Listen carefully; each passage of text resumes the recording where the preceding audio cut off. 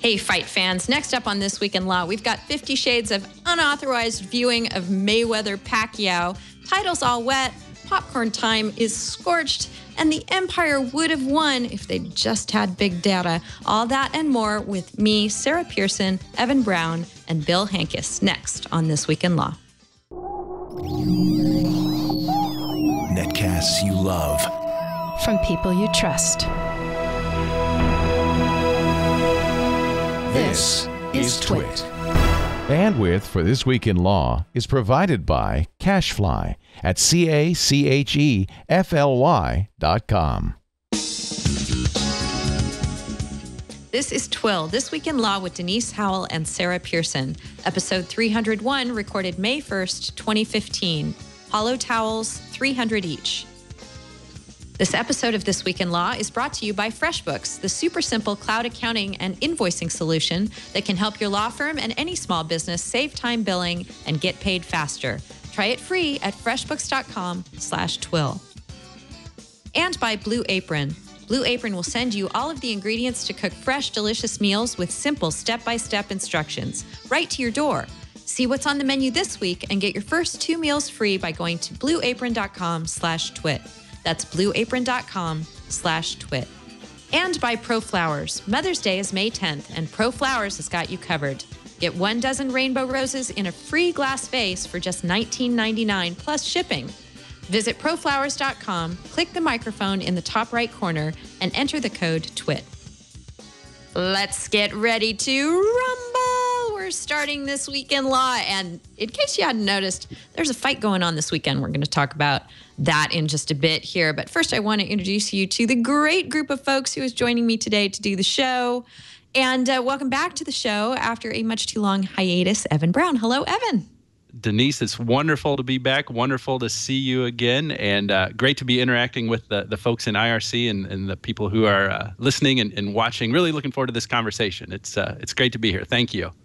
It's so good to have you back. And joining us again is Sarah Pearson, my co-host. Hello, Sarah. Hi, Denise. Happy to be here. Great to see you, Sarah. Everything going well this week? It is. Just getting back from vacation, so it's been a little bit crazy, but I'm excited to be back. Good. And I'm also excited to welcome to the show Bill Hanks. Am I saying your name right, Bill? Is it Hanks? Hankies? Hankus. Hankus. There we go.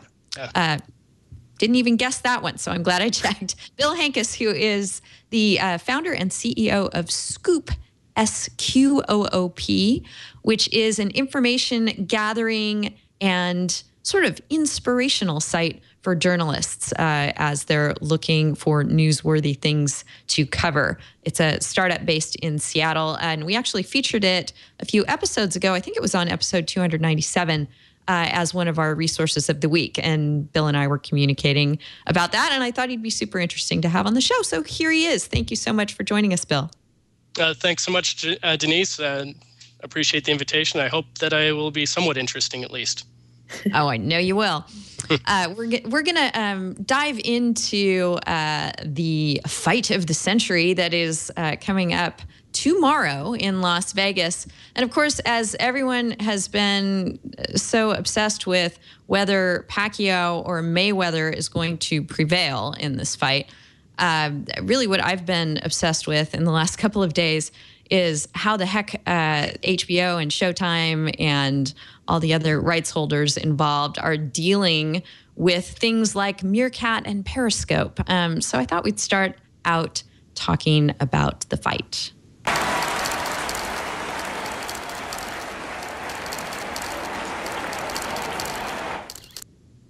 First of all, I should question my premise here a bit because I live with a sports fan who has had sort of nonstop fight pre-coverage on for the last couple of weeks.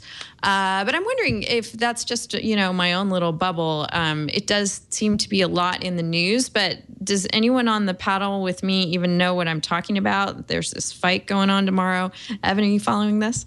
I know what you're talking about, but it sort of reminds me of what happens every 4 years with World Cup, maybe every 4 years with the Winter Olympics. It's like, oh yeah, I follow this all the time. Sure, I know everything there is about boxing, and I knew that it was a big deal for there to be a matchup between Mayweather and Pacquiao. So sure, of course, I knew about it. No, realistically, it's one of those things that when there's a big event coming on, you sort of get it by osmosis unless you're an enthusiast. So I knew it was going on, and of course studied up a little bit more when we'll be talking about these legal issues that go around it. But I think it's probably a little more intense in your household than it is the average household around the country. I don't know. Sarah, do you have a different perspective? No, I was going to say I don't know if I live under a rock, but I didn't even know about the fight. I know nothing about boxing. So even more honest. I'm more honest. Not on my radar at all until these copyright issues came up, which are really interesting. But yeah, see, so I'm actually kind of glad that I get exposed to the sports world because it does have some very interesting business and copyright considerations that come up. Bill, are you gonna subscribe pay-per-view or anything, or could you care less? I'm sharing tenancy under the rock with Sarah. There we go. Okay, so let's talk about the numbers for the fight a little bit and why it actually is a big deal how people are going to consume it. First of all, I mentioned the pay-per-view. That costs basically $100, $99.99 if you're going to fork over and watch the pay-per-view at home. There are various other legal ways you can consume this production that will happen tomorrow. One of them is by being there in person. And the tickets are just, the coverage on that has been really interesting to watch. I understand the prices are starting to drop a little bit down out of the stratosphere as we speak. ESPN had a story up this morning that the ticket prices were falling a bit. But if they stay on track with what they've been doing this week, this stands to be the priciest ticket to any sporting event on average ever, lapping the World Cup. Evan, which was previously the World Cup finals last year, were previously the most expensive sporting event of all time. There are only 16,800 tickets available for the fight. Only 500 of those tickets went on sale to the general public. 500 out of the 16,800. The rest of them were all sold to ticket brokers or goodness knows how they divvy up the rest of the tickets. I'm sure MGM has quite a few that it decides who of its big hitters get to have them. The ticket prices, if you're buying them not from MGM, if you're buying them in the aftermarket, have been really, really through the roof. $1,500 is the face value of the least expensive ticket. $10,000 face value of the ringside tickets. And then if you're looking on StubHub for things, SeatGeek is another big one for getting tickets. Over $3,000 for the least expensive tickets that have been on sale this week. And some of them have just been absolutely crazy. $351,000 asking price for a ringside ticket on StubHub. On Thursday afternoon.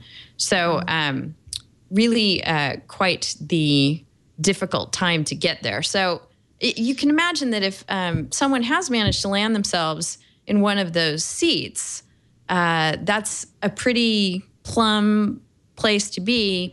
They're probably not the first thing occurring to them is to hold up their phone and periscope the fight, but who knows? Maybe there are people whose tickets have been purchased for the sole purpose of enabling them to do that. At any rate, the promoters of the fight have been very proactive. The very definition of proactive, actually, this week, Torrent Freak has a couple of great stories picking out that there was a Filipino IT professor who has actually been arrested because he is suspected of being someone who streams events like this, must have made some kind of indication that he planned to stream this particular fight. He is alleged to have operated a site called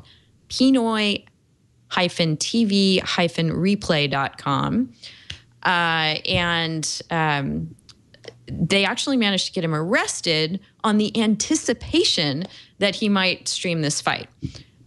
Similarly, there's a lawsuit pending. Similarly, and perhaps a bit more traditionally, there's a lawsuit pending seeking injunctive relief that seems to have been effective in putting a stop to 2 other sites who had advertised that they were going to make live streams of the fight available.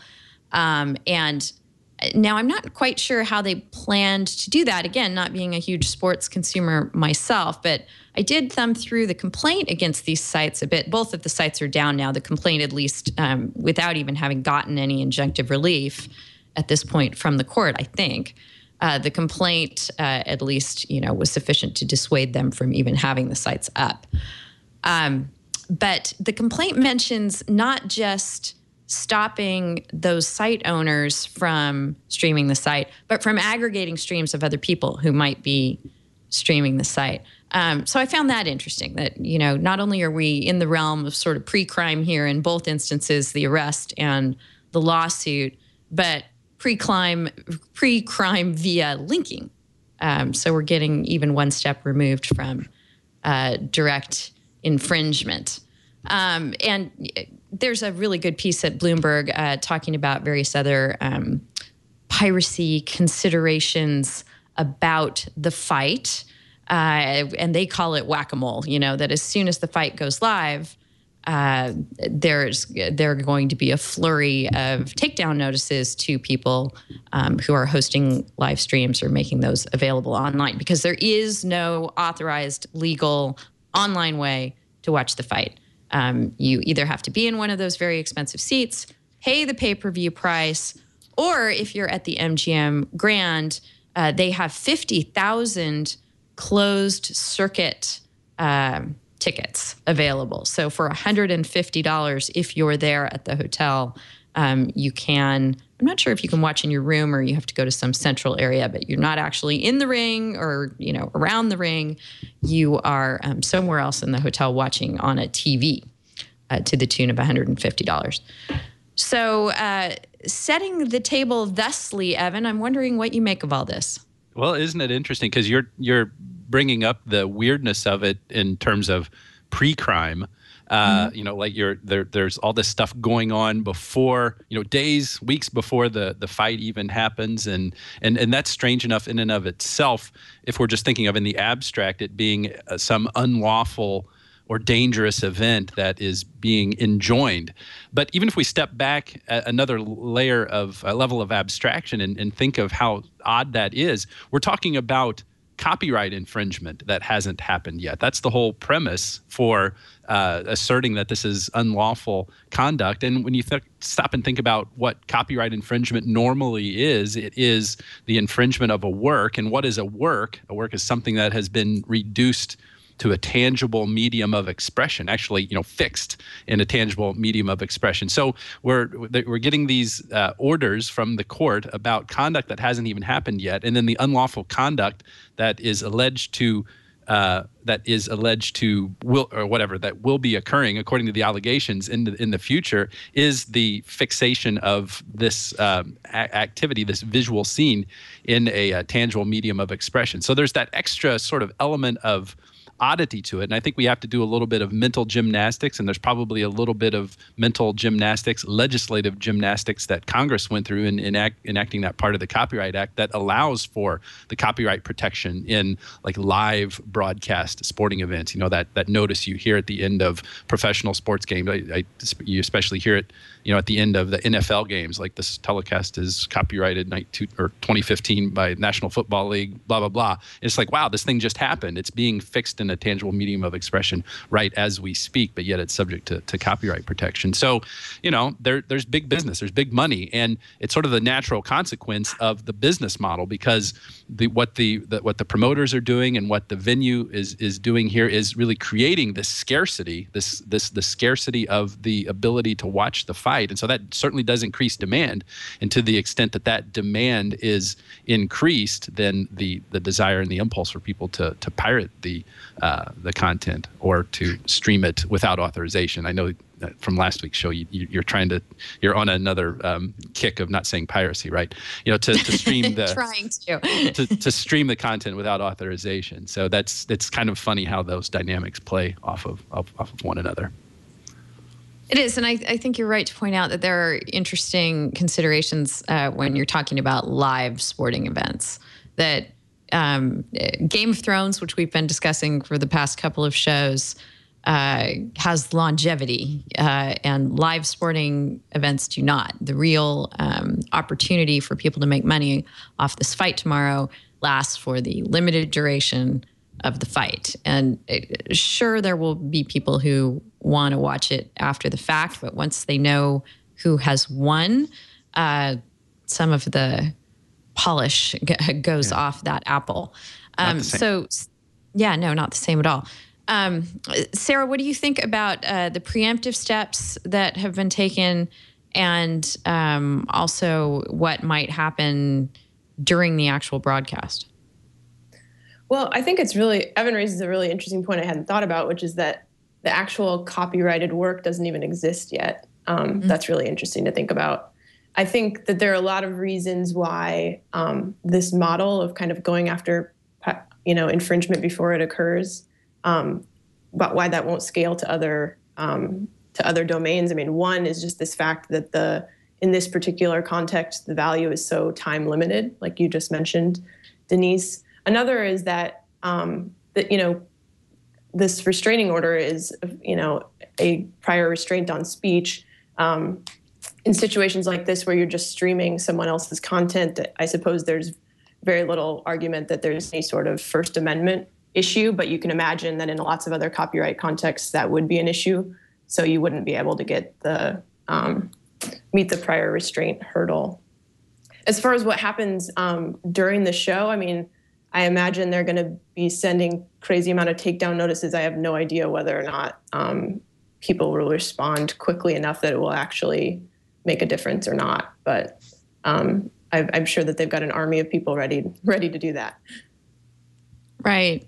I think this is a good opportunity to sort of continue the live streaming discussion we've been having on the last couple of the shows about talking in the context then about live streaming Game of Thrones as it's airing, pointing your phone at the TV and putting that out there for people who don't have the opportunity or wherewithal to subscribe and pay for it, or the desire to subscribe and pay for it. I mean, there's always that discussion of the economics of infringement. If you're making it available to someone, are you really taking away that person as a customer, or would that person, have never actually paid for it, but will watch it for free nonetheless? So moving away from that abstraction and into the arena at the fight tomorrow, I have a couple of ideas about whether the people there, they're a very rarefied bunch there in that arena, but they're also a very, I'm guessing, tech-equipped bunch. And I'm really curious whether there will be announcements before the fight, about, please keep your phone away. Are they going to try and keep people from taking pictures or video of any kind? Because as soon as you are pointing your phone from your ringside seat, perhaps at the ring in front of you, you could well be live streaming the whole fight, which is something that they very much don't want to happen. And I think there is something to be said for and a demand for having that kind of view of the fight, real time from a ringside seat. So there is sort of a marketing PR gloss to all this too, Bill, knowing that is your forte, that, not in this particular event has there been an authorized way for those people in those pricey seats to share what they're watching with those of us in the outside world. But what do you think going forward might happen? Right.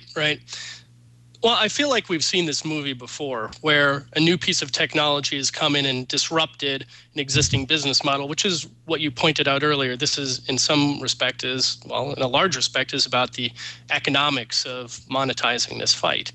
And in particular, because Meerkat and Periscope are so new, in the short term, there's probably nothing that the fight organizers can do other than, try to prevent the type of infringement you've been talking about. But long term, they're going to have to find a way to adjust their business models in the same way that Major League Baseball did, for example, back in the late 90s when the internet arose. There's a new opportunity there, and I believe that there's a new opportunity to monetize via some of these live streaming mechanisms like Meerkat and Periscope, and in the future others. So I think they're going to have to abandon this, or at least modify their existing business model.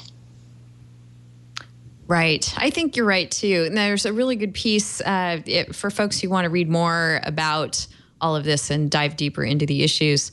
You can see all our discussion points at delicious.com/thisweekinlaw/301. And there's a good piece called Round 2 for Social Video in there that talks about, how you might be consuming a fight like this in the year 2020. And the one point that piece makes that I thought was really interesting is, aside from sort of enlisting audience members as fellow promoters of the fight, at the end it discusses things like the Oculus Rift and HTC Valve and Sony's Project Morpheus, basically these immersive viewing experiences. Let me read you some of that because it's sort of gives you a better feel. The chance for fans to have ringside seats for the match cannot be underestimated. Hearing each creak of the ropes and ducking each bead of sweat shooting from the boxers towards the viewer's eyes in almost perfect digital definition. So, I think there would definitely be an opportunity for a more immersive fight experience. And they talk about, the camera maybe on the trainer inside the ring or on one of the fighters, taking a page from how surfers and base jumpers and things capture their experiences and share them with the world. Evan, any thoughts on that? Well, I think that it's fascinating to think of what the future will hold, especially with these immersive technologies, virtual reality, when we see the Oculus devices coming mainstream and people having them as much as they have other kinds of devices now. But I don't know that it'll change the distribution model all that differently. There will be change in the way that we consume it, but there will always be what I was talking about in my first set of comments. There will always be that economic component to it that's built around this idea of the scarcity of the ability to watch the event. So it would only make sense to have new ways of watching it, but I bet you there will always be very tight controls over that, so that the optimal economic benefit can be derived by the stakeholders that are involved here. That's what I would add to that. Right. It's too bad they're not having this event back when more people were walking around with Google Glass attached to their face, because it'd be interesting to see what the fight staff would do about that if someone were to walk in with one, or just how about a GoPro attached to their cap, a little bit more obvious. Right. See what they do. So I don't know. I'm going to continue paying attention to this. I'll let you guys know next week if you're interested, if I see any stories of people being escorted out because of their obvious overt attempt to either record or stream. But in the future, those attempts aren't going to be obvious or overt, and people aren't really necessarily going to think about them, right? I mean, all these wearables that we're going to be, or people in general are going to be walking around with, whether it's on their body or their wrist or whatever, just capturing experiences. I don't know that a whole lot of thought would be given by the audience member to the fact that they were keeping a record of this thing that they had paid a bunch of money to attend. And I don't know how detectable that stuff will be in the future. So, Sarah, any final thoughts? Yeah, I guess the only thing I was thinking after Evan's comment is I guess I'm not quite as confident that scarcity is always going to be the model. Maybe some form of scarcity, but I think you're seeing less and less of that just as it's becoming harder to control. People are trying to find other ways to make money. So if people do figure out another way to make money that doesn't involve having to, kind of fight this distribution, I think that they would go for it. I don't know that there isn't that model. That model doesn't exist yet. At least there's no magic bullet, but I can imagine in the future that there might be something that doesn't involve scarcity. All right. Well, I think we have a good opportunity to put our first MCLE passphrase into the show. We'll make that holographic sweat. We put these we put these phrases into the show in case you are an attorney or another professional who listens to the show for professional or continuing legal education in your jurisdiction. Some jurisdictions like to have you verify that you've actually watched or listened. So we put these in as a service to those of you in those jurisdictions. Let's talk about some other entertainment-related stuff. We've all been watching. It's been about a month now since Tidal launched. Tidal appears to be all wet, though. Sarah, have you been following its plummet? I have. Well, I mean, I saw that one story about how apparently subscription rates have been really, really low after the initial splash. They got a lot of publicity when they launched, in huge part, I think, because it involved Jay-Z and a number of other really famous artists. But it sounds like they have not gotten as many subscribers as they were hoping to. And I think this article even called it a spectacular flop. Yeah, I see the headline there. They did, indeed. Yeah. And pointed out that while it briefly cracked the U.S. iPhone top 20 download chart, it then crashed out of the top 700. And here's the PR spin on this one, Bill. It appears to, and I didn't see a whole lot of these ads that were slamming Spotify, for example, but according to this coverage, there was some negative advertising by Tidal saying, saying how artists don't benefit as much from services like Spotify, et cetera. And what seems to have actually happened is there's a correlation. Now, always question when there's a correlation, you don't know that means causation, but there seems to be a correlation at least between Tidal's negative rhetoric and Spotify's download performance going up. Seems to have given some attention to the service that maybe it might not have had and reached some customers maybe it might not have reached. Any thoughts on that, Bill? Yeah, I mean, this is the same narrative that Taylor Swift started when she was fighting with Spotify. And so this isn't a terrible surprise, nor is it a surprise that Tidal is tanking, despite Jay-Z's tweets to the contrary a couple of days ago. You might remember that I ran communications for real networks, which included the Rhapsody digital music service. And we were really the first to market with a streaming music service. And we used to joke all the time about, the latest flavor of the week to compete in the area. And really the only one that has done reasonably well is Spotify. And, their numbers are moving in the right direction and have for a long time. They seem to, my daughter who's 15 listens to them instead of Rhapsody, much to my chagrin. But they're getting that kind of traction. Now, all of that said, Tidal might even be a great idea But digital music is a horrible, horrible business to be in. The labels are going to take a chunk of money. The artists get surprisingly little if you take a look at some of the royalty reports.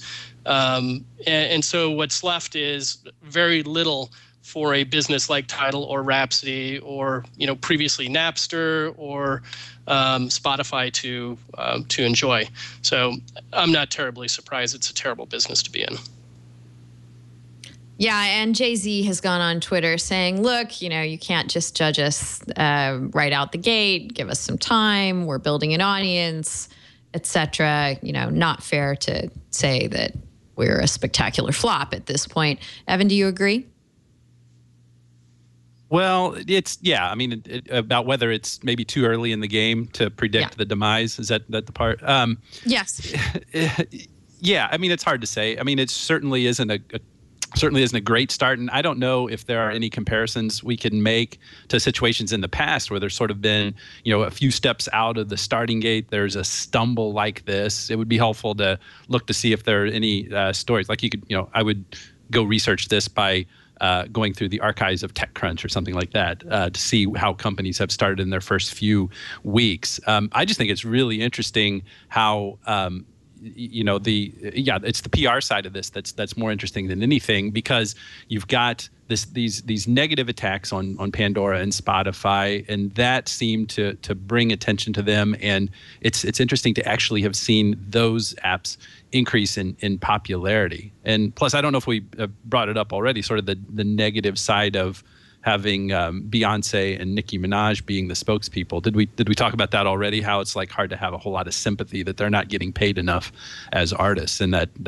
Tidal would be a useful alternative to that. So I don't know. It probably is too soon to tell, but certainly isn't looking good. I would say it's going to be hard to recover. Right, they're probably going to be there ringside or close to it at that fight tomorrow. So hard to have a whole lot of sympathy for. You got it from their royalties, just they're 4 or 5 cents at a time. That's how they got so wealthy, right? So that's right. Sarah, any further thoughts on this? No, I had to resist when I posted this link on Twitter. I had to resist saying "I told you so," but I would just remember thinking, I just don't really understand what the value proposition is for people to pay. So it seems to me like there are two things. There's one, you could pay because you think that artists, you feel bad that artists aren't making enough money. In that case, that's when these really famous artists, the association with these really famous artists, I think hurts them. And then the other is hi-fi tracks, but I just don't know that market is very big. So I'm not at all surprised that people aren't, running to pay for music when they could get it many places for free. Well, we're going to come back and talk a bit more copyright and entertainment-related stories in just a moment.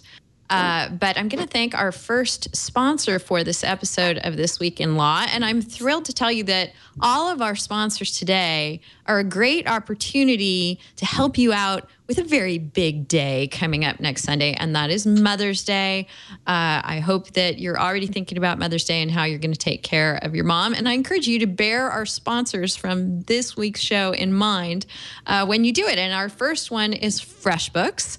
Many mothers are business people and need a great way to keep track of their time, invoice their clients. And if your mom is not already familiar with FreshBooks, you need to let her know because it's amazing how many lawyers and other business people I know who spend too much time practicing paperwork rather than practicing law or whatever else their business consists of.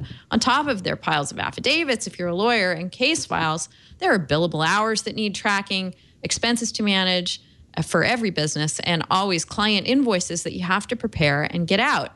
FreshBooks makes your life, and hopefully your mom's life too, a little bit easier.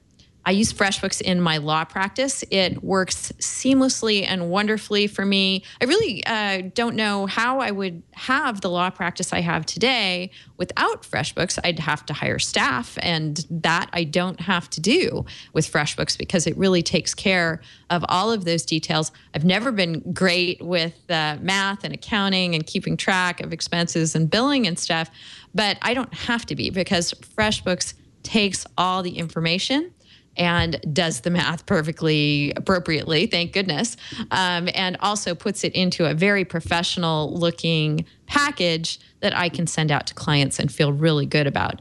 It's a super simple cloud accounting piece of software. It gives thousands of lawyers like me, and you too, if you're a lawyer, the tools that you need to save time billing and get paid faster.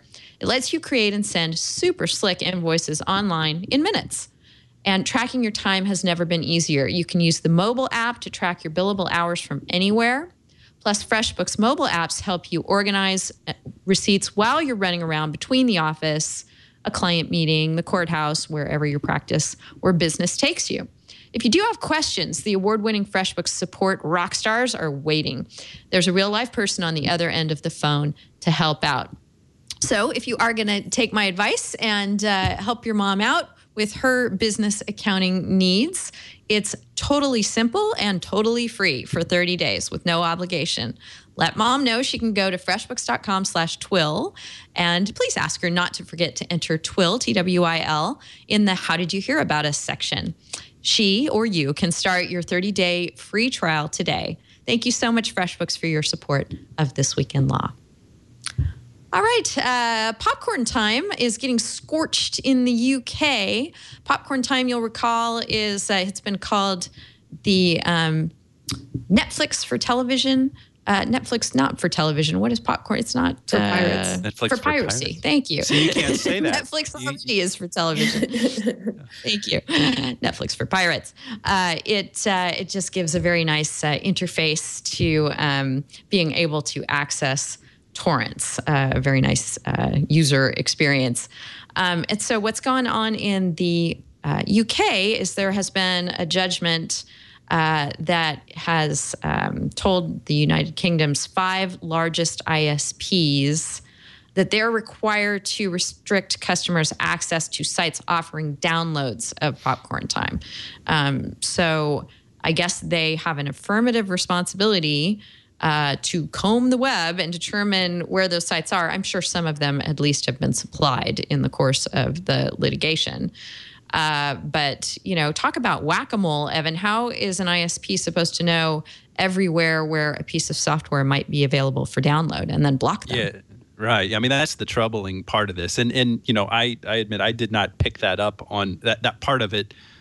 Whether the ISP has this affirmative obligation to go and look for this. I didn't pick that up from reading this article about it, but maybe that's there. And if so, that's the real problem here, because I don't think most reasonable people would disagree with the idea that if a service is found to be infringing, and like if we put it into the U.S. context, like a Grokster type of responsibility for secondary liability for infringement, I don't think, you know, the vast majority, the critical mass of reasonable people would disagree that there ought to be some legal remedy by the rights holders to stop that technology from being distributed. And so long as the intermediary who's responsible for that distribution is put on notice and has the ability to ascertain what is okay to be out there and what ought to be blocked, you know, that's perfectly sensible. But if the intermediary then is put in a position of being liable merely for having missed something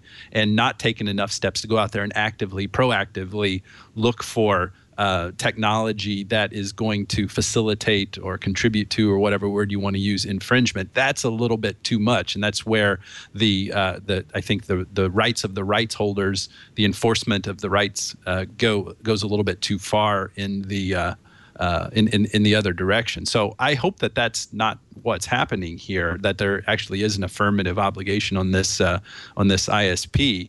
If that's not what's happening here, then, you know, this seems nothing really too much different than what they did with the Pirate Bay.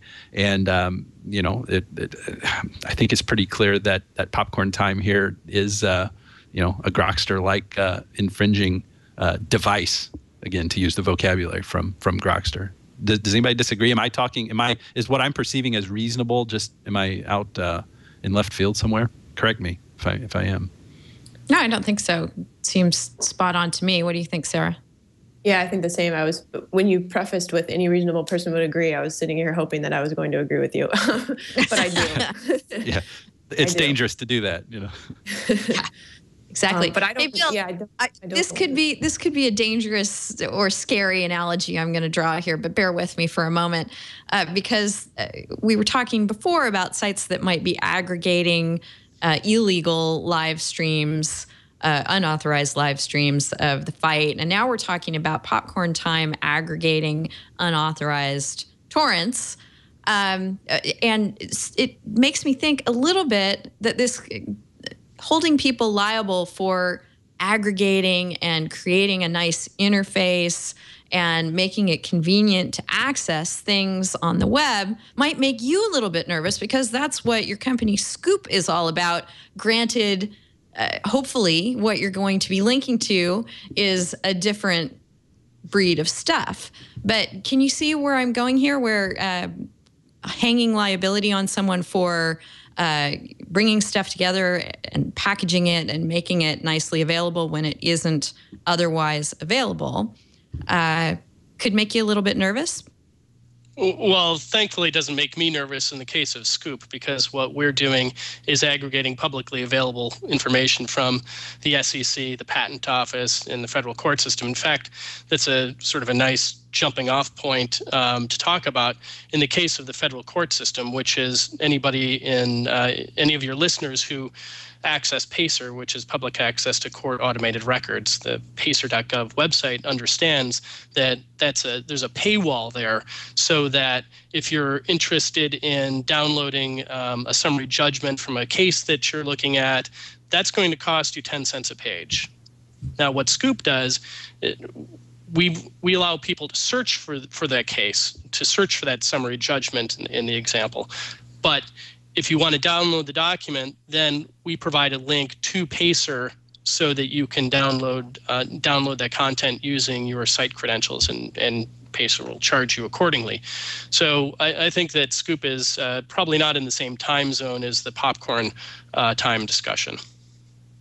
It could be, though, if you started to include things like Scribd or other document repositories that might contain public records and might contain other things that you have no control over, don't really know what's in there.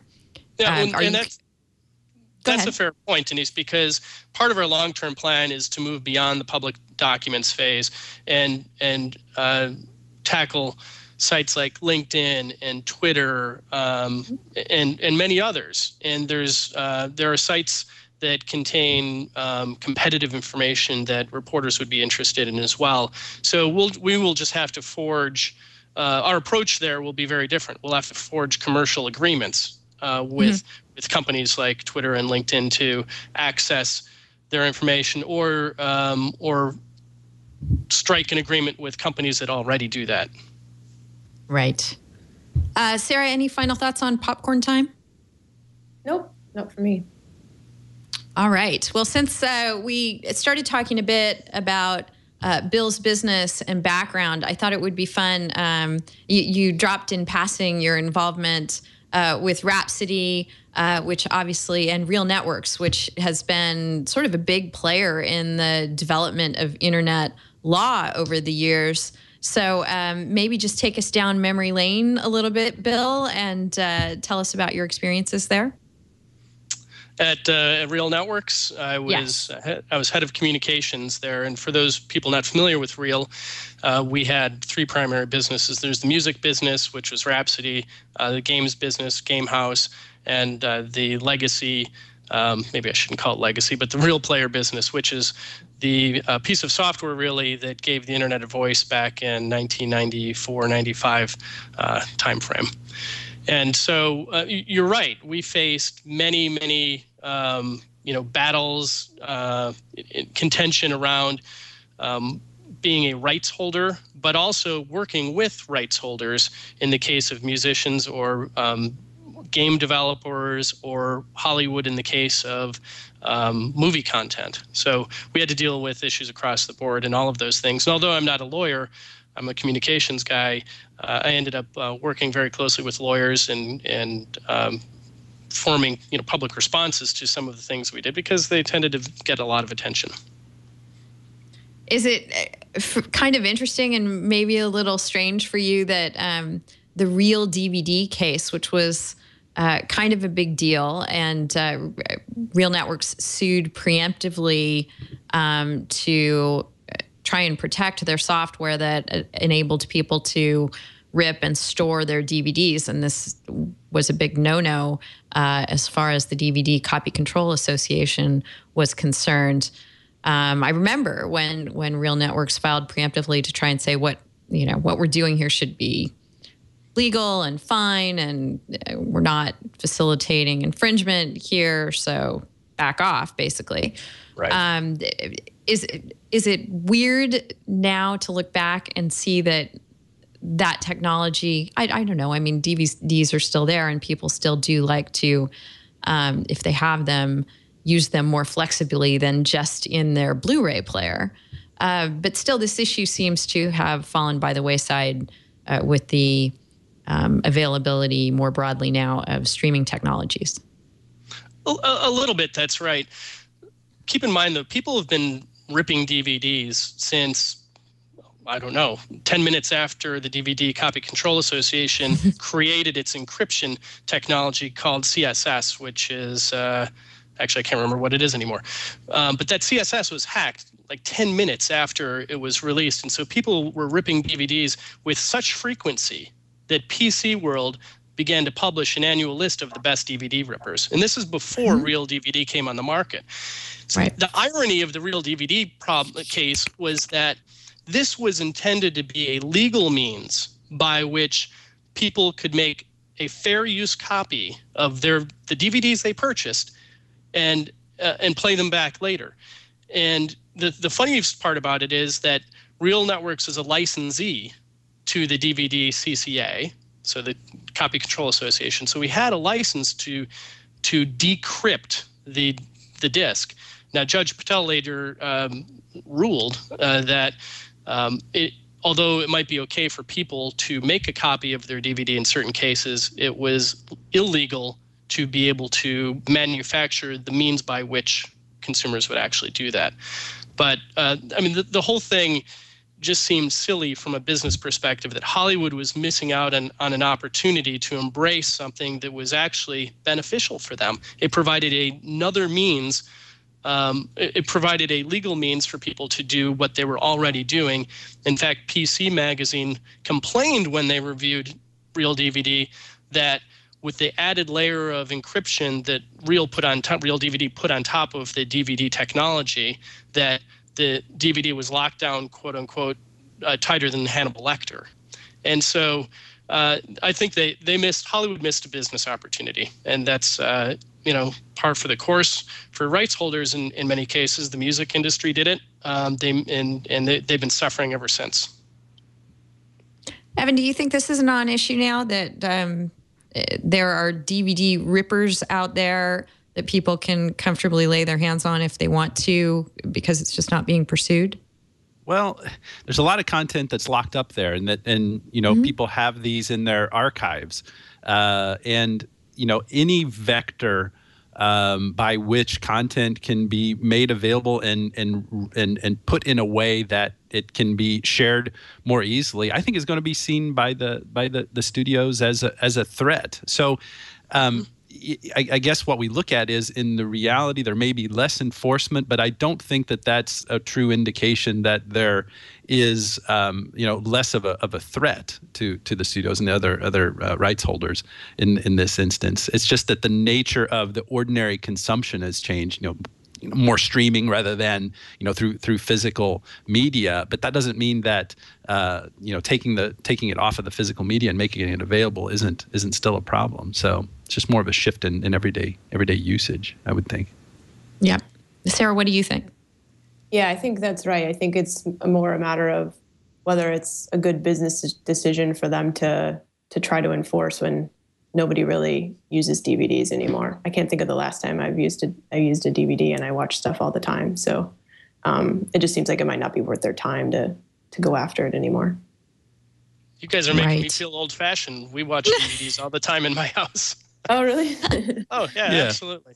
Well, sure, we do too. I mean, it's big for us in the car. You know, the kids. We're a minivan family, and so my 9-year-old and 7-year-old sons love watching DVDs. And it's just not, there's Bluetooth technology in the van and all that stuff, but it's still not real mainstream. I don't think, at least when we went looking for minivans a couple months ago, to still see that sort of streaming technology being mainstream for that type of entertainment. So yeah, we've got DVDs laying around everywhere.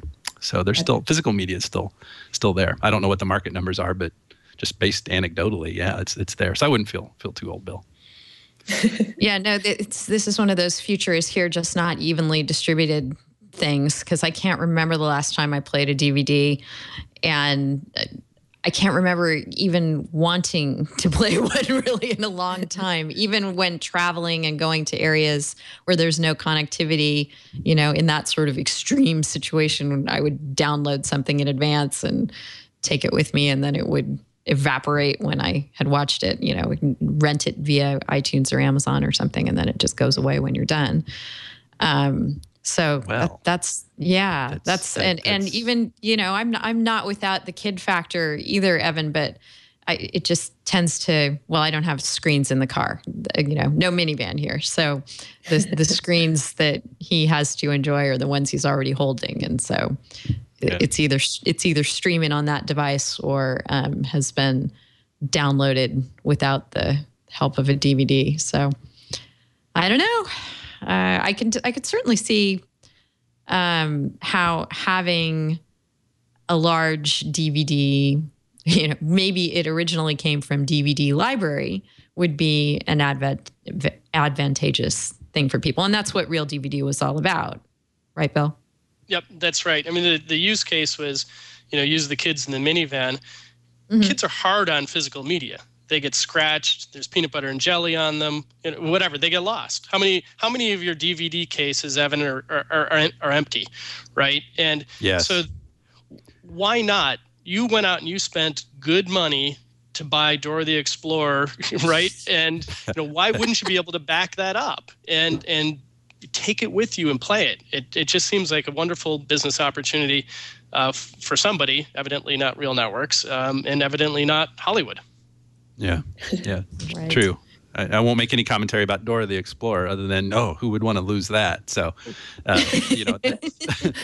no, backpack, come back. Isn't it just natural? We see this anytime there's innovation. This is, a fundamental principle I'm talking about right here. Anytime there's innovation, anytime there's disruption, it takes a while. And, we see wonderful strides in the last, I think of 2003 really as the watershed year for this, when iTunes was released. We've seen huge strides in the way that digital media is consumed and in the way it's purchased, and therefore the way that it plays a role in the marketplace. And so there's still that tension and that strain between innovation and the what is perceived as the maximum exploitation by the copyright holders and all this. So we'll get there. It eventually will make sense, don't you think? I mean, you have a much better perspective than I do, Bill, on this, having come from your Real Networks experience, having seen what things were like pre-iTunes, back when Real Player was the thing, and that strange file, what was it, .rmv or something. I have this whole archive of weirdly formatted stuff I would love to listen to, but I have no idea how to actually make that happen today. So. The digital equivalent of the 8-track, right? Yeah, maybe hipsters should start getting special machines with 32-bit processors. I mean, you're right. We will get there. It's just the road can be so painful sometimes, and it almost makes the business decision to pursue a Real DVD like product. The business decision can be faulty just because you're going to have to plow such hard ground, and the chances of succeeding initially are very low. But eventually, somebody's going to. Maybe it's not going to be with the physical media because it will phase out over time. But the technology is always going to take hold if it matches the consumer's interests and economics. Yep. All right, I have to put our second MCLE passphrase into the show while Dora is fresh in my mind. I'm going to make it Boots. That was Dora's cute little monkey, in case you've never experienced You're embarrassing the wonderful your son. show. your son, the fact that you know this, because I doubt you were watching it on your own. So Swiper was always my favorite. Oh, yeah. Swiper the Fox. Well, Swiper the Fox could have a good segment on our show with all our infringement stories. All right. In a moment, we're going to discuss how the empire could have won, could have struck back effectively. But we're going to do that after we thank our second mother-friendly sponsor for this episode of This Week in Law, and that is Blue Apron. Of course, we all love to eat. Goodness knows I love to eat. Love to cook too, but don't always have the time to run around, get the right ingredients. You know what I really don't have the time to do is pour through cookbook after cookbook, trying to come up with inspiration for something with great flavors and an innovative touch that I can whip up for family and friends. So Blue Apron does all that for me, and I really love it. It's really hard to find a meal that doesn't compromise somewhere. You need it to be a good value. You want it to be quick to prepare. Of course, you want it to be healthy and delicious as well, and that's where Blue Apron comes in. It makes cooking delicious meals easy and fun, and it delivers fresh, ready-to-cook meals right to your door. And it just, all the great stuff you love about cooking, you get with Blue Apron, because you get all your fresh ingredients, you get a great recipe, the inspiration has been provided for you, and you can tweak that a bit. You can tell Blue Apron what you like as far as foods, certain things you can't eat, if you like to kind of fine tune, or you can let them completely surprise you with the wonderful menus that they put together. And each one of those menus involves putting meals on the table for less than $10 each. They send you the fresh ingredients, perfectly proportioned, pre-measured, with step-by-step recipe instructions, including beautifully printed pictures, making cooking healthy meals really easy and fun. If you're a chef, you're going to be able to whip through these meals just knowing, oh gosh, thank goodness this has all been prepped for me. It's basically like your sous chef in the kitchen. Everything arrives, and everything that you need to get going is right there. You're hitting the ground running as a chef. If you are not a chef, you will be well on your way to becoming one after having made a few Blue Apron meals, which take you step by step through some pretty sophisticated kitchen techniques. It makes a perfect gift for Mother's Day with pre-planned meals, taking all the guesswork and stress out of cooking at home. You can choose the number of weeks you'd like to send to mom, and you'll be able to gift home-cooked meals to the hardworking mother in your life. Each balanced meal is 500 to 700 calories per serving, and so yummy you'd never realize that. Cooking takes half an hour or so. Shipping is free, and the menus are always new. They won't send the same meal twice, so you're not going to get sick. You're not going to get into a rut with Blue Apron meals. Quite the contrary, because really these are meals that I would expect to find on the menu in a high-end, very eclectic restaurant, because they draw ingredients and sources from all over the world. They do a really great job of incorporating exotic ingredients in a very user-friendly way. Blue Apron's experts source only the best seasonal ingredients for incredible meals like sirloin tip steaks with new potato, asparagus, and radish hash, and harissa glazed heirloom carrot salad with date molasses and spinach almond couscous. So you can see what I'm talking about. They really bring in a lot of interest and flavor to the meals that you're cooking at home. You'll be blown away by the quality and the freshness, and so will mom. So definitely check out Blue Apron. It's a better way to cook. Check out this week's menu and get your first 2 meals absolutely free by going to blueapron.com/twit. That's right, 2 meals free. They could even be 2 meals for mom, just for going to blueapron.com/twit. Thank you so much, Blue Apron, for your support of This Week in Law. All right.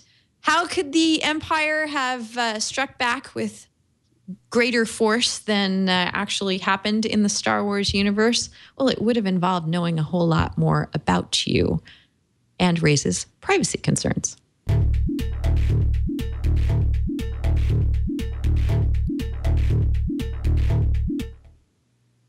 Sarah, you linked to this, and I thought it was just a great article. So why don't you tee it up for us? Sure. I knew that you would love it.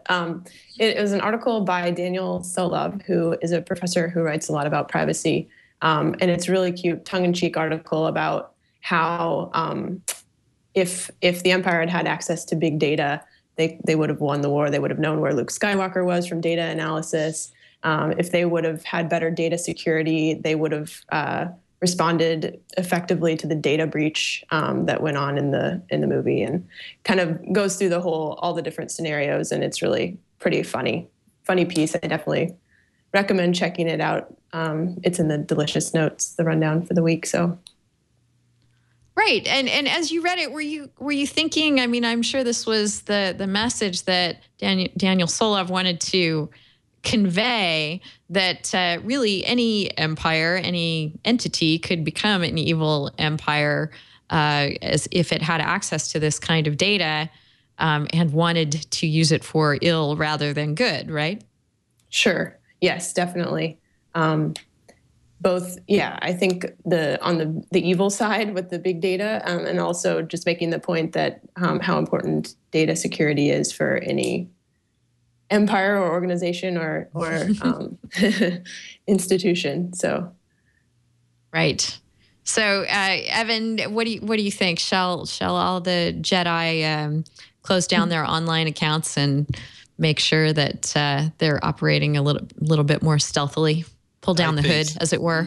Yeah, that would help a lot. This is a really interesting piece. It shows, Daniel Solove, how creative he is and what a great mind he has for privacy. And I know some of these things happened in the episodes 1 through 3, some of these instances here. But it's also interesting to sort of go back and think of the mindset of what there would have been about data privacy in 1976, 77? Is that when Star Wars first came out? The idea, I mean, sure, we knew about privacy and those things here, but, as far as having high technology affect data security and, just the whole idea of data being stored that way and subject to unauthorized access would have been much more of an obscure and therefore much more erudite concept to try to capture in the 70s and 80s than what it is now. Now it's in the public consciousness. Back then it would not have been so much. So I think it's interesting to look at sort of Star Wars as a creature from a different time, far long ago. in the 1970s when this stuff came out. So it's interesting to see that perspective. Like why was Ben Kenobi? Why did Ben Kenobi choose the same name as Obi-Wan Kenobi? That's kind of silly. But there you go. Right. I want to say it was 1976 because I was visiting a friend in Texas that summer, and I think we went and saw episode 4 together. I just tried to look that up and managed to crash Chrome. So I'm reopening all my tabs here so we can go on with the show. Definitely an IRC chore here. Yes. Yeah, correct me if I'm wrong. I think it was 76.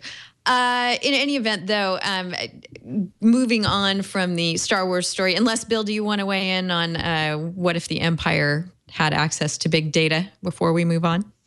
I mean, not really. It just, you think back to, 30 years ago or 40 years ago, I'm getting old. That time, privacy really has shaped our lives very differently. Everything is now available. There are very, very few personal attributes that aren't somewhere online, whereas we just didn't have those concerns. It's a very interesting article to put our lives today into the perspective of something that happened so long ago. Right. 77, I'm being told from the studio. I had my travel dates wrong. All right, Evan, speaking of traveling around the web, there was an interesting case in New York that involved sharing browsing information with Facebook. Can you tell us about that? Well, yes, this was a case that came up under the Video Privacy Protection Act. I forget the name of the case. Was it Austin versus American, like the AMC.com website was, or the AMC website, the TV network's website was at issue here. And it was a case brought under the Video Privacy Protection Act, which is that statute from 1988. 11 years after Star Wars, that says that it's unlawful for a video store, for example, to disclose the titles of movies, VHS tapes, that you would go rent, that a customer would rent. And this happened. You can't talk about the VPPA, the Video Privacy Protection Act, without talking about its historical context in which it arose. That was right after the confirmation hearings for Judge Bork, who, for those of you who haven't heard his name, that's because he was not he was nominated, but he was not what's the word? Confirmed. Confirmed. To be a Supreme Court justice, and part of it was because of these salacious movie titles that a reporter had dug up that he had rented from his local video store. So politicians thought, oh my gosh, we're all subject to this, so we've got to pass a statute here that protects our privacy. So that's the whole context of it. And what was going on here was that the AMC website was using Facebook Connect, and so a user, if they were logged into Facebook and even had closed the browser and opened it back up, if you had clicked the remember me button or whatever it's called on Facebook, the cookie was still active on that user's device. And so when they would go to the AMC website and watch trailers of videos on there, that information was being transmitted back to Facebook. And so there was a class action lawsuit, and it got dismissed at the 12B6 stage, which is relatively early in the lawsuit, a motion to dismiss, just looking at the complaint that was filed, because there's no legal that it doesn't it fails as a matter of law. The judge threw it out in this situation because the complaint didn't allege enough facts to say that the casual website user was a subscriber. And that is a term that's in the VPPA. This protects consumers, and one form of consumer of video content is a subscriber. And so the connection with just a casual visitor going to a website and watching videos was too tenuous. The relationship wasn't durable enough, was one of the words the court used, to say that there's this relationship between the end user and the website for it to be considered a subscriber. So the result of that is that there's, or as of right now, no lawsuit going on for violation of the VPPA against the AMC website for having that information about what was being used disclosed to Facebook because of this cookie that was on the user's machine. So a pretty wonky, pretty nuanced part of the act there, but it just goes to show how the whole integration of platforms and, especially social media platforms and social media platforms like Facebook, who love to be very, very grabby about getting information,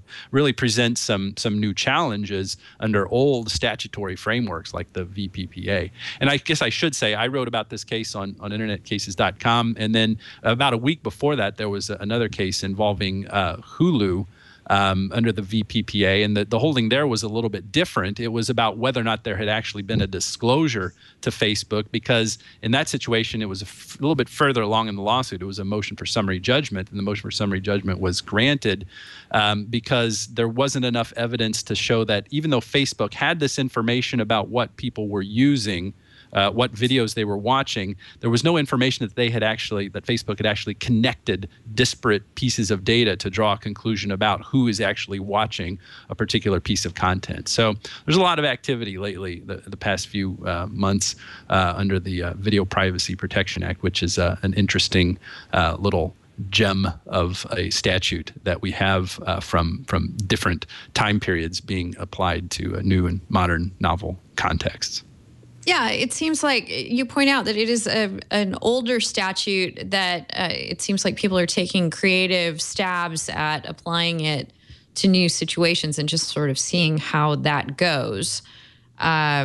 Because certainly people are concerned, not just if they have designs on the Supreme Court, but in their day-to-day lives about their information being shared with Facebook, who I guess is the evil empire in this scenario, gobbling up all the data it can, and looking for ways to address that if it's happening, in a way that they don't think they've agreed to or bought into. I wanted to ask you, Evan, if you think Do Not Track plays into this at all. I suppose if Do Not Track had been on the person's browser and a cookie was placed nonetheless, then it could be a different analysis for the court.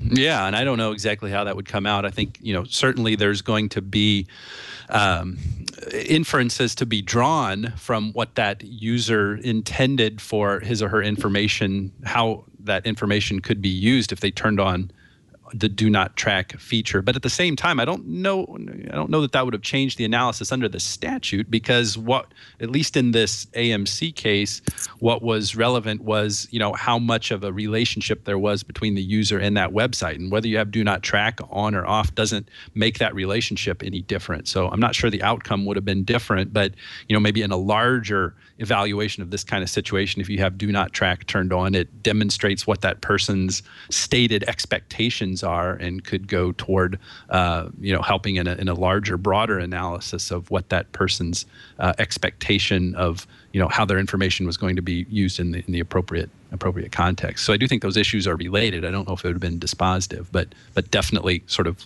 come from the same desire of the person to stay private.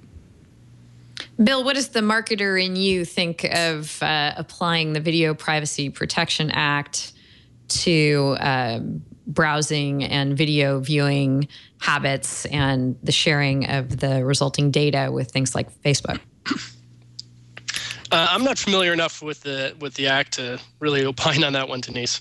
Right. No, I wasn't asking for a legal opinion. I was just thinking that it might even to a layperson strike as, as Evan was pointing out, this is an act that was designed to do one thing that's now being applied in other contexts, and the courts are sort of feeling their way through that. And I'm guessing the marketers in general would be skeptical about that application. I would think so as well. And marketers tend to be pretty optimistic and think about, what are the future applications and how are we going to monetize those, which is, how I look at it as well. Right. Sarah, any thoughts on this? Well, to me, it kind of shows how deficient our privacy laws are, that we have to keep going back to this this very outdated act and kind of stretching it to try to make it work in these different contexts. So it's kind of interesting in that respect. So do you think that we need more of I hate to put you on the spot and say, so we need more federal privacy legislation then, but I guess that's what I'm asking you. Do we need something that's specifically targeted at websites sharing data among themselves that users technically may be on notice of, because the fact that the data is being shared is buried in some terms of service somewhere that no one has read? Yeah, I think that's right. I mean, I certainly don't know what that should look like, and it's incredibly complicated. But I think in general, as a policy matter, putting the onus on the individual and claiming that they have notice and that is sufficient to protect privacy, I just think is woefully inadequate, because even people that care don't know how to find out the right information, and also just don't feel like they have other options. I feel like it needs to be looked at collectively rather than by the individual. Yep, I see what you're saying there. Let us thank our final sponsor for this episode of This Week in Law. And again, wonderful Mother's Day sponsor here. We've got Pro Flowers for you guys to take a look at. Mother's Day is coming up on Sunday, May 10th, if I haven't mentioned that yet already. It will be here before you know it. Now is the time to get on it and make sure that you've appreciated the mothers in your life. Appreciating your mom and other mothers in your life this Mother's Day doesn't have to be stressful, because Pro Flowers makes buying a beautiful gift for your mom simple and quick. They've got everything you need for Mother's Day, and for all the moms in your life, you choose the delivery date you want, and it's guaranteed. And best of all, their flowers are guaranteed to be fresh and beautiful for at least 7 days after you receive them. And don't think that you are limited to flowers by any means. They do some wonderful things where they blend flowers with delectable strawberries or candy and plants. They have really gorgeous bonsais and blooming plants. I mentioned when we mentioned Pro Flowers last week that I went ahead and purchased a gardenia for my mom for Mother's Day from Pro Flowers because it's a beautiful flowering plant. And if you've never experienced a gardenia, they're one of the sweetest smelling flowers that are available. So that's available there. There are beautiful succulents available, which is great. In California, in our drought-ridden state, they have things that you don't have to water that frequently in order for them to continue to be beautiful. I really like, they have a heart succulent wreath that is quite lovely. Other succulents that are available. And the website's just a breeze to use. You can, if you have a particular flower that you like, it's real easy to find that. If you need just Mother's Day ideas, they have great things teed up for you.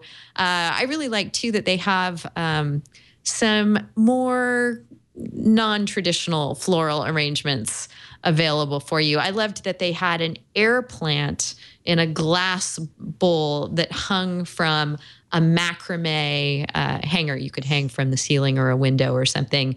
Again, you know, the 70s flower child in me from California just loved that little item. And there is something for exactly what your taste and your mom's taste too. The website is spectacular to use, wide range of beautiful flowers, and they start at just $19.99 plus shipping. There are flowers there for all occasions, not just Mother's Day, including roses, daisies, tulips, orchids, lilies, and more. And every order comes with the Pro Flowers guarantee. So for Mother's Day, Pro Flowers has a special offer for fans of TWiT. You can get 1 dozen rainbow roses in a free glass vase for only $19.99 plus shipping. Or you can upgrade to 2 dozen roses in a free glass vase for just $9.99 more. Visit proflowers.com today, click the blue microphone in the top right corner, and be sure to enter the code TWiT. But you only have until Friday, May 8th to take advantage of this special offer. And if you order by then, you can still get guaranteed delivery for Mother's Day.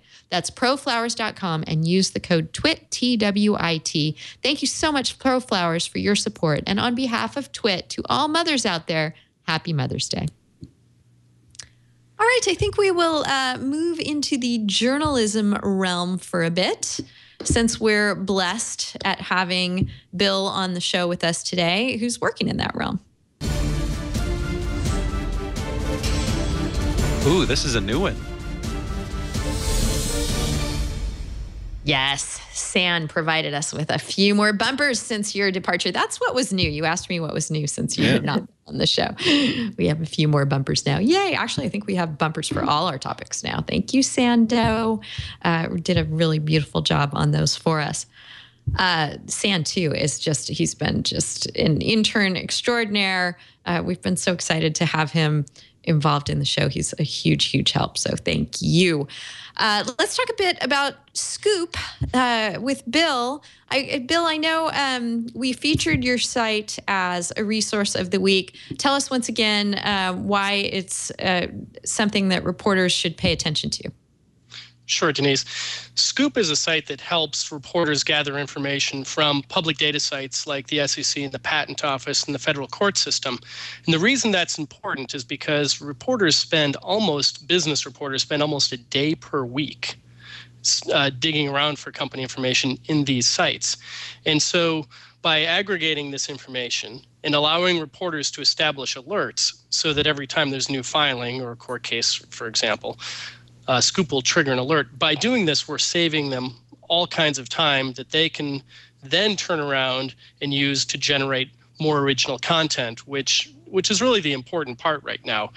Everybody thinks that journalism is dying, that newspapers are dying and so forth. But the truth is that over the past 2 years, there has been a net increase in hiring of reporters. And that's because there's been a huge amount of investment poured into the news media space, $850 million, in fact, over the past couple of years. And that's because certain outlets have figured out what the next printing press is, and that's called social media. So sites like Business Insider and Vox and First Look and Recode and a bunch of others have figured out how to monetize via social media. And so now there's this gold rush for original content. And so what's happening today are these outlets are throwing that money at more reporters, which is great. But nobody has looked at yet, what are the technology tools that can help make those reporters more efficient? And by the way, it's not like reporters love digging around and doing that kind of research in arcane places like the Patent Office and the SEC. So this frees them up to do what they really love to do, which is write and break interesting stories. Right, and it's not just reporters; it's lawyers, it's bloggers, Yep. and we can talk about how we've evolved into a world where it's very hard to make a line distinction between who's a journalist and who's not, as people get ready to sit ringside at the fight tomorrow.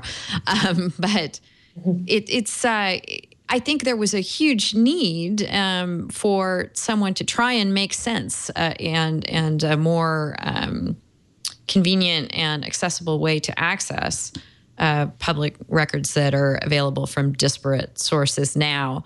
I thought it'd be fun to pick your brain as the founder of a startup bill on some of the legal considerations that have gone into putting Scoop together.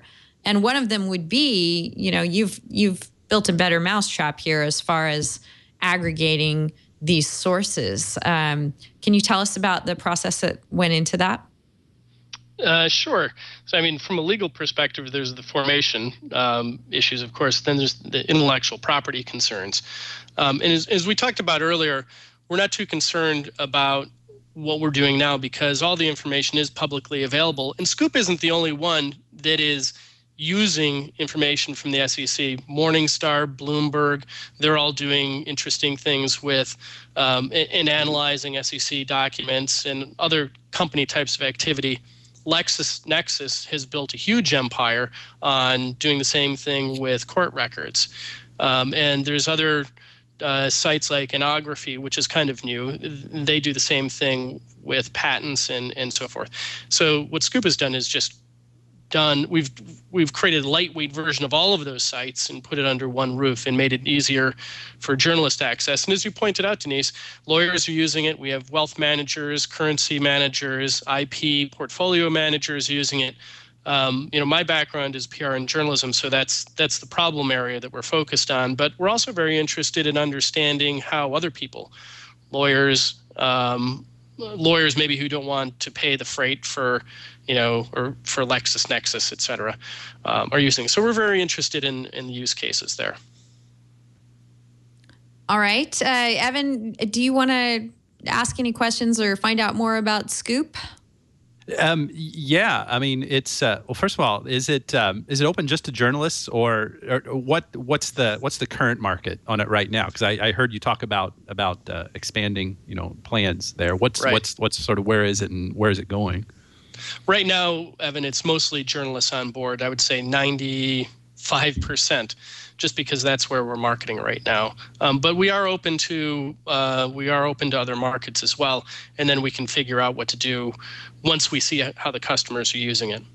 And then I guess the other thing I would be most curious about, and I'm certainly not asking you to disclose any kind of trade secrets or anything you want to keep confidential, because I imagine there's some pretty intense special sauce here. But what can you tell us about the technology to do this? What kind of algorithms do you use? How do you, what can you say about how you determine relevance? What kind of considerations go into that? So that there actually are good filters here. I was reminded of what Clay Shirky said a few years ago. It's not that we have information overload, it's just that we have filter failure. That's what, that your service sort of triggered that. This is overcoming filter failure, really, because we got all this information. How do we make it useful?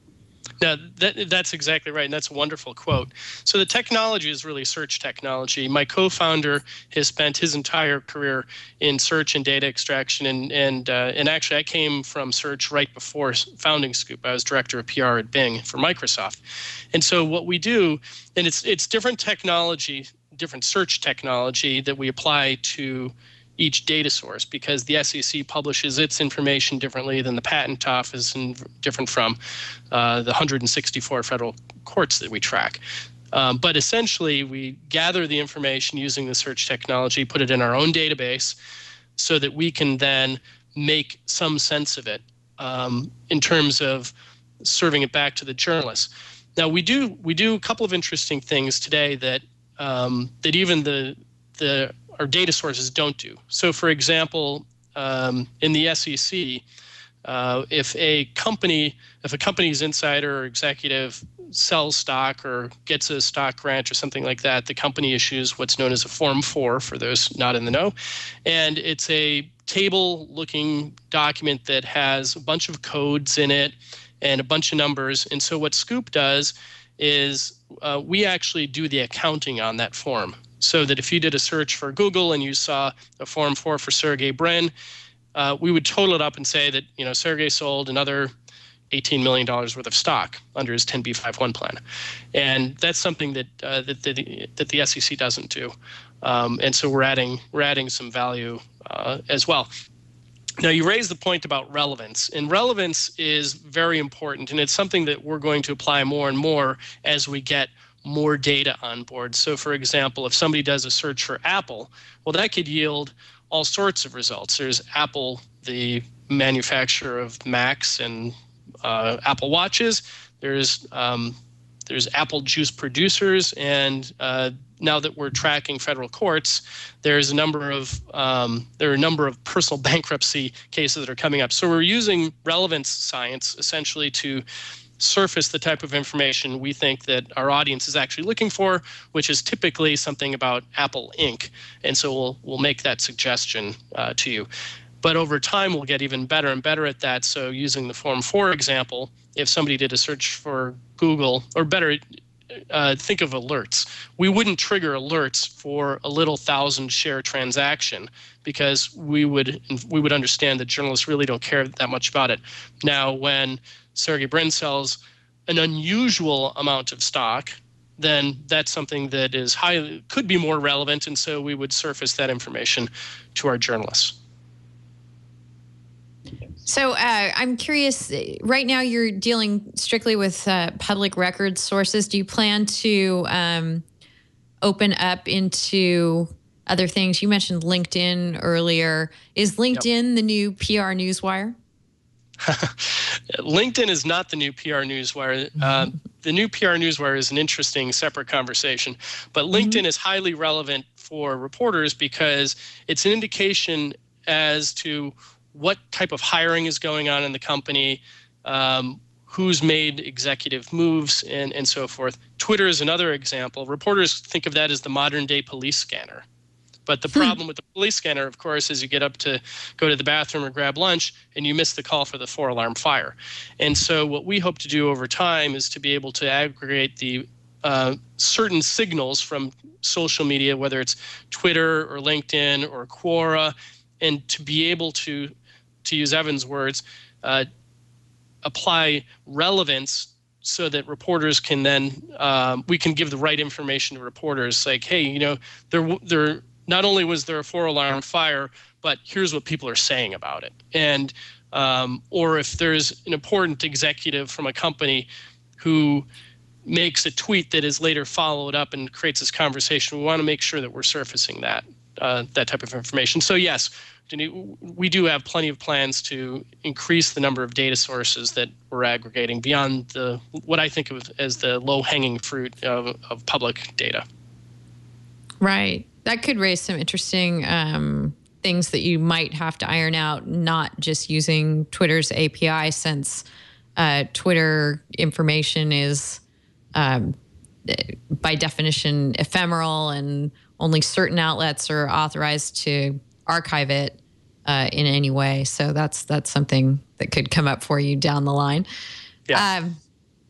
And it's something that kind of relates in a way to our next story too, which is the newsworthiness of an event, a story, a piece of media that might also be independently monetizable as well.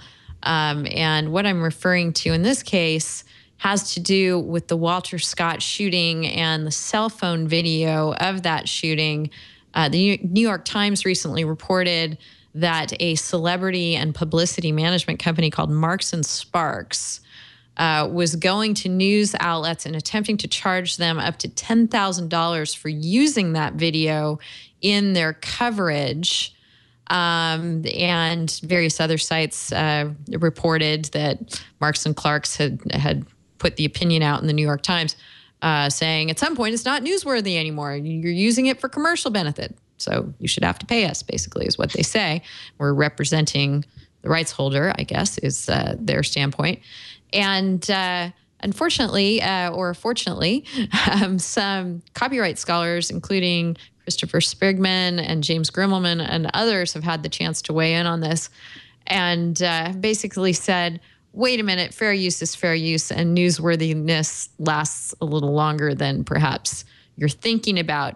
Sarah, have you looked this over, and do you have an opinion on this? Yeah, I do. I think it's really interesting, and I always love when Chris Sprigman gets interviewed because he always has colorful quotes. But yes, this idea that newsworthiness ends right at the moment was a new one.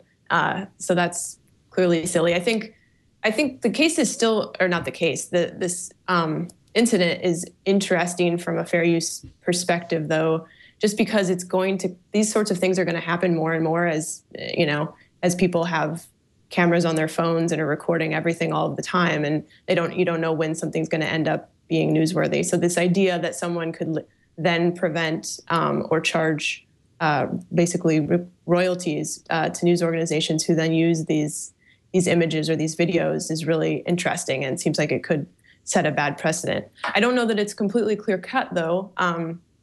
Based on prior cases, there's those Los Angeles News Service cases. There are a series of them, which I can never keep track of which one is which in my head, but where they had helicopter video of, I think it was another police beating in that situation, and they sued a bunch of different news outlets for copyright infringement, and they won some and lost some. So I think it's not just the case that if it's newsworthy, then you can use it. It's not quite that simple. But it's also not so simple that newsworthiness ends the moment the event's over. So it's a little bit more complicated. Right. I think you're thinking of maybe the Reginald Denny, Rodney King, all that stuff. Yes, There was litigation about all that way back in the day. Evan, what do you think about this? This is really tough. This is probably one of the tougher, well, all of fair use is tough. And I'd say this is in particular one of the tougher parts of fair use because you have to read Section 107 very carefully because we know what fair use is, and we feel it intuitively, and we sort of have that idea of, those 4 fair use factors. But if you actually read Section 107 very carefully, it does what Section 107 does not say is just because a piece of content is newsworthy, ergo it's fair use. What Section 107 does say is that fair use is not an infringement, and it says fair use, fair use of content for purposes such as news gathering, making a newsworthy purpose or executing a newsworthy purpose is not an infringement, and so you see the distinction I'm drawing. So just because it's newsworthy does not mean it's fair use, and I'm wondering if that, and of course, James Grimmelman and I'm sorry, the other professor's name. I know that we know him. Who was it? Christopher Sprigman. Yeah, Christopher Sprigman. Sorry, Christopher. AKA Left Shark's lawyer. Oh yeah. Oh yeah. That's right. Has he been on the show? Did we talk to him once?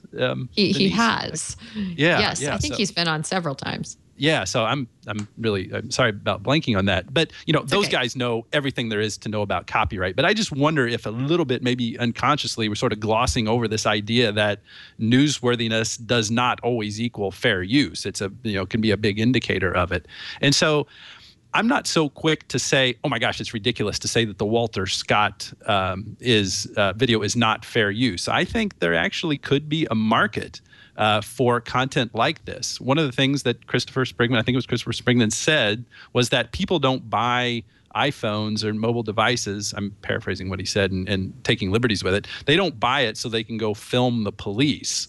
That's probably true, but with the Walter Scott video in particular, I heard in the media that the person who filmed this actually hesitated for a while before turning it over to the authorities, or actually they turned it over to Walter Scott's family first, I guess, because it obviously was going to unleash a great torrent of activity here. They thought about deleting it. So I think at that decision point, there could really be a copyright incentive saying, if you're on the fence of saying whether to turn it over for the sense of justice and well-being because of, you're doing the right thing versus living in obscurity, the fact that you think you might make a little bit of money off of this actually could have an incentive which would be in the public interest. So I would caution us to be quick and to be not be quick, to be careful and deliberate about saying just because it's newsworthy, it's fair use, and discounting the fact that there actually could be a copyright utilitarian incentive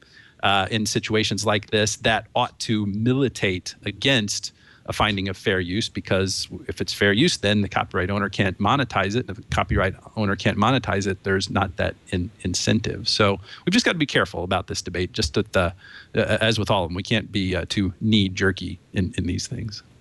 Yeah, that's a really good point, Evan, and it's not something that came immediately to my mind on reading this, so thank you for that.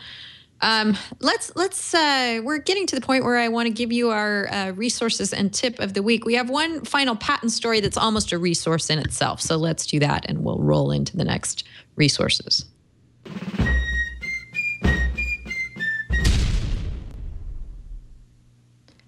And the patent story in question, the reason it's a resource is because Google made an announcement this week that's pretty interesting. They are opening up a forum, an exchange, where it's called the Patent Purchase Promotion. And it's an experimental marketplace where they're going to buy your patent if you're in the market to sell your patent. The point of doing so is to... obviously for Google to obtain more patents is one of the points, but they've teed it up on their public policy blog as we'd rather see the patents stay away from patent trolls. They say patent owners sell patents for numerous reasons, such as the need to raise money or changes in a company's business direction. Unfortunately, the usual patent marketplace can sometimes be challenging, especially for smaller participants who sometimes end up working with patent trolls. So, much as you can be a skeptic and say this is Google's way of just, putting themselves out there as someone else who will buy your patent and maybe just a good marketing move, there's nothing to say that Google wouldn't have bought your patent without the patent purchase promotion, or wouldn't buy it after the patent purchase promotion ends. It is a limited experiment they're doing. It's going to last from Friday, May 8th through May 22nd. When they're going to have a streamlined portal open for patent holders to tell Google about the patents they're willing to sell at a price that they set. And then they'll have some discussion and they'll see if they want to buy your patent.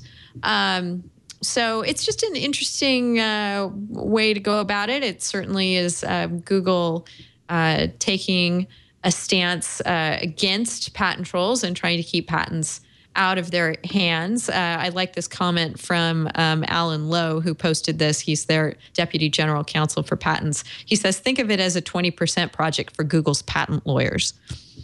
So they're just floating it out there and seeing how it works. Evan, do you think this is a good idea, or are you a little skeptical? What's your take? Well, I don't know enough about it really to be definitive on it. I mean, there's plenty to be skeptical about if you want to think about it, because there's an awful lot of patents out there. And if Google's going to effectively keep all the patents out of the hands of the trolls, it would be buying a bunch of, millions of, well, I don't know if it's millions, not millions, but, many, many, many patents, much more than what it would buy in this little window of time here. So that makes me a little bit skeptical that there are other motives here than motives other than just trying to do the right thing for the world in relation to patent trolls. They might be just trying to get it's Google after all, so they're trying to get information about this. So I'm sure they'll draw conclusions, make analyses on the types of technology that are offered up to them in this window. So there's plenty to be gained by Google in addition to the patents that it actually decides to purchase during this limited window here. So I think that might be the sort of another collateral asset. I don't want to say that because that has a different connotation when you're talking about assets. It's not like a security interest, but you know what I mean? There's this ancillary type of information that they'll be getting in all of this transaction. So that makes me think that there's more than one motive. There's several different things going on here, I would imagine. Right. And Ben Lowe over at The Verge points out that Google doesn't, not Ben Lowe, Ben Popper. Lowe is the last name of the patent attorney I just mentioned at Google. Anyway, makes the point that Google hasn't promised not to use these patents for litigation, although they have made some assurances like that in the past.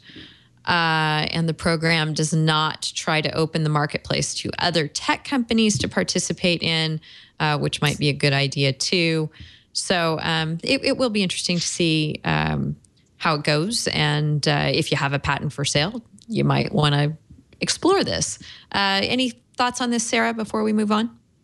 Yeah, well, just to kind of latch onto that last thing you said, I was really surprised that they didn't have a pledge not to use the patents or thinking about using a defensive patent license. There are definitely patent pools and a lot of existing ways to go that they could have, existing mechanisms to kind of make that promise more explicit. And so it is surprising to me that they didn't go that route.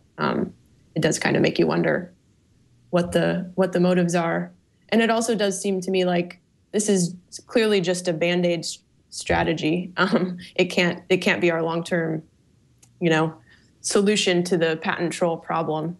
And in some ways, if they did continue it, it seems like it just kind of further creates the incentive to go after these kind of silly patents that cover different things that Google, because you can possibly sell it to Google in addition to patent trolls. So it kind of just expands the market for patents. So it seems like it's in some ways creates the wrong incentive. But right.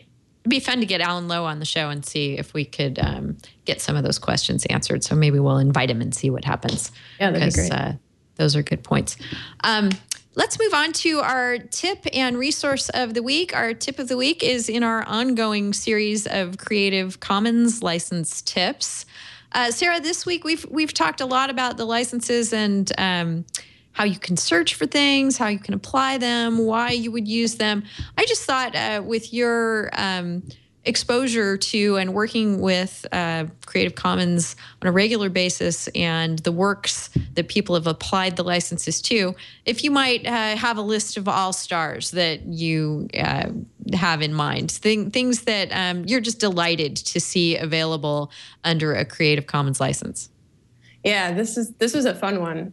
Thanks for asking, because I went ahead and kind of asked the rest of our staff to throw me ideas, and so I learned some fun ones. So I picked 3 that I thought were, and they're really different.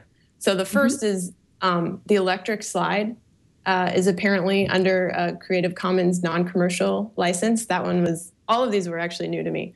That one I thought was interesting. So leaving aside the issue of whether... What aspect of the electric slide? It's a dance, right? Right, it's a dance. So I was going to say, leaving aside the question of whether or not you could really copyright the dance and that whole issue, I just think it's kind of... That's right in the Copyright Act. That's one of the things that's specially called out, right? Choreographs, along with like mimes, stuff that mimes do. Isn't that right in the... I'm going to look that up while you continue talking. Yeah, you look it up, because I don't know off the top of my head. But apparently someone who claimed to own it had sued someone, and there was a settlement, and part of the settlement was for them to agree to apply a Creative Commons license to it. So that was fascinating. Another is this film, and this one I guess I had heard of, called Orang Yu, which is about an orangutan that's going to college, and it's being created by one of our developers on our staff. And it's on Indiegogo right now, and it's going to be, it promises to be hilarious, I'm sure. And there, I mean, it's a legit movie. They've got an IMDb credit and everything. And then the last one was that the data to print models of Tom York's head is available. And so you can actually print 3D models.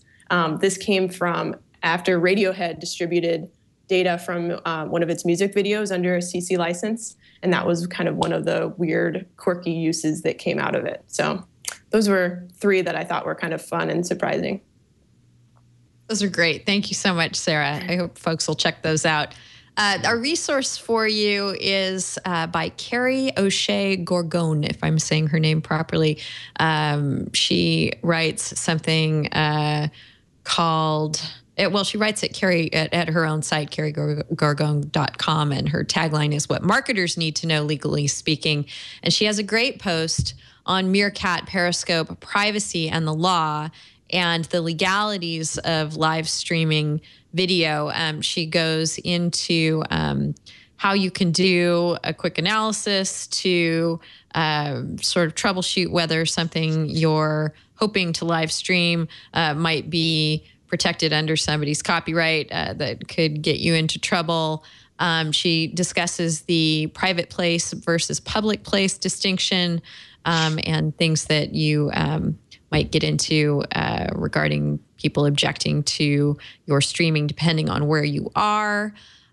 She also talks about people's rights of publicity and how that can be a concern for you. So if you are someone who wants to live stream chunks of your life, either for pleasure or profit or both, I encourage you to check out this article because she doesn't really answer, how you can address all these concerns, but she at least tells you what you should be looking for and keeping an eye out for, so that you're not blindsided by the legal issues that can come your way, because there are a host of them. Hey, speaking of live stream, do you remember Jenny Cam back in like 1999, 2000? I do. Yeah. There was an article in Ars Technica recently about that whole situation, how she was, I think they called her like social media patient 0 or something like this. Because this was like, she set up I'm totally going off topic here, but just picking up on the live streaming thing and just how she has now faded into obscurity. She married somebody with the last name of Johnson. So now her name is Jennifer Johnson. So she's totally ungoogleable because of the obscurity of the commonness of her first name. So it's just, I was just bringing that up, wondering if you remember that, because that goes way back into the days when people were listening to, using Real Player to listen to music. That's what I was going to say. I'm sure she's off somewhere watching Real Media Video. Not to pick on you, Bill. But we're wrapping up the show, but that is a real issue that we talk about a lot on the show is the durability of media and the fact that a good deal of creative work and newsworthy and historical material is, for better or worse, and probably unavoidable, becoming locked up in digital formats that may not be the most popular one of the day for very long. I'm just wondering if you have any particular insights on that for us. Well, it's like we talked about before. It's the the modern day, 8-track tape. And, my wife and I, we're always talking about, taking old tapes and transferring them into the latest media and then like archiving them somewhere so we can use them later. But the truth is, whatever it is that we transfer the data into whatever format, who's to say that that's not going to be obscure tomorrow? Right. So really, the opportunity there is to create that continuum of transferability. Ooh, I like that continuum of transferability. That's something we should aspire to in our media consumption and creation. All right. This has been a really fun show. I really appreciate Bill Hankis for joining us.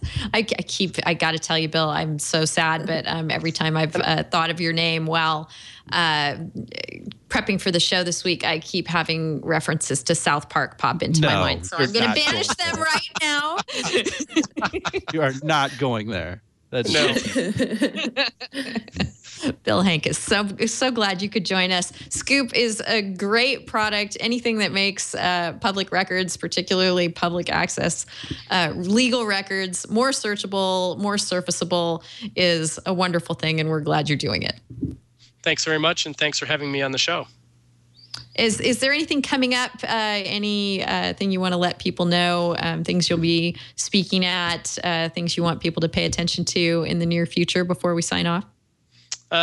June 3rd or 4th, I'm speaking at the Investigative Reporters and Editors Conference in Philadelphia, so I'm looking forward to that. And other than that, we'll have regular product updates on Scoop. Great. Wonderful. Thank you so much for joining us. Sarah, great to see you as always. Thank you so much. Great to see you. Great to be here. And Evan, I cannot thank you enough. You know, we had our 300th show last week and scheduling just didn't work to have you back for that. But we're going to have our 9th anniversary as a show in October. It would be great if we can pencil you in to come for that one. For sure. I would love that. I would love that. And I'll be happy to come on episode 400 as well, because I know we'll be going strong then. So, yeah.